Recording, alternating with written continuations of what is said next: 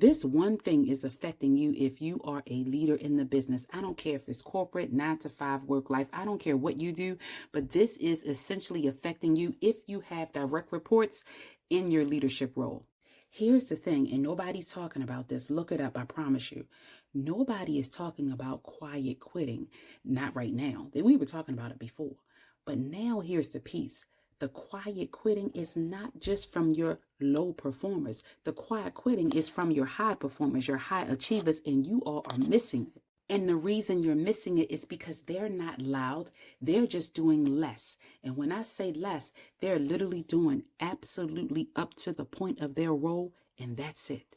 They're meeting expectations, but no longer innovating. They're hitting deadlines, but the energy is gone. They're saying yes, but their passion has evaporated. It's dissipated. It is completely gone. They've stopped volunteering for stretch assignments. And they are doing just enough to be noticed, and you are missing it.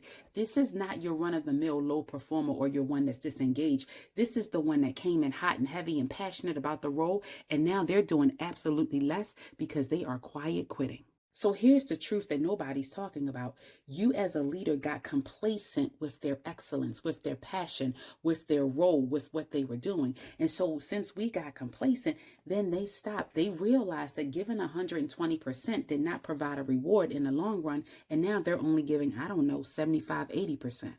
You stop checking in on their resilience. So here is the secret sauce that you're going to do immediately if you are a leader of the business. The only way to save these high performers in your business is to do a check-in.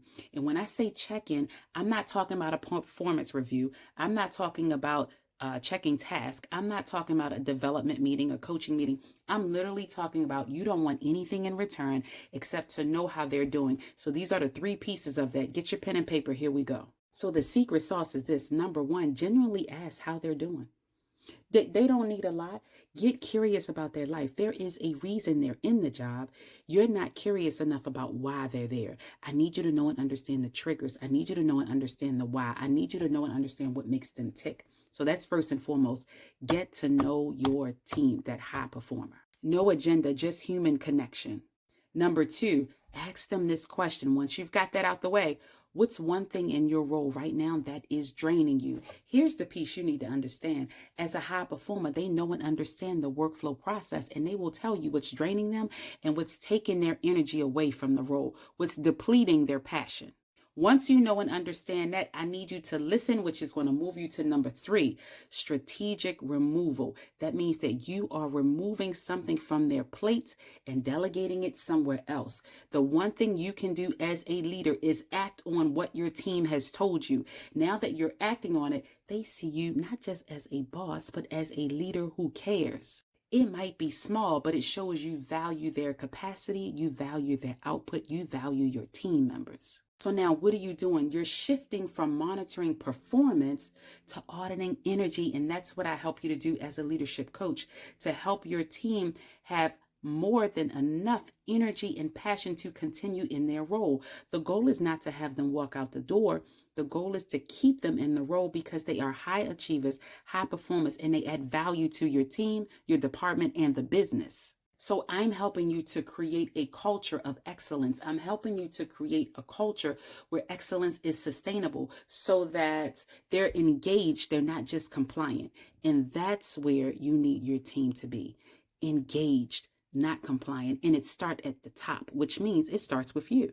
Do not let your best people walk away. Do not dismantle your team, and the dismantling is based on the fact that your high achievers and high performers are leaving.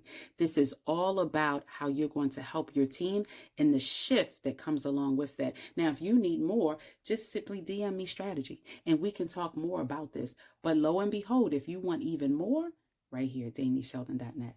Like, comment, and follow for more. And let me know in the comments if you've done this and if it's working, or if there's been a shift within your team because you have not reached out to do an energy audit for your team. Like, comment, and follow.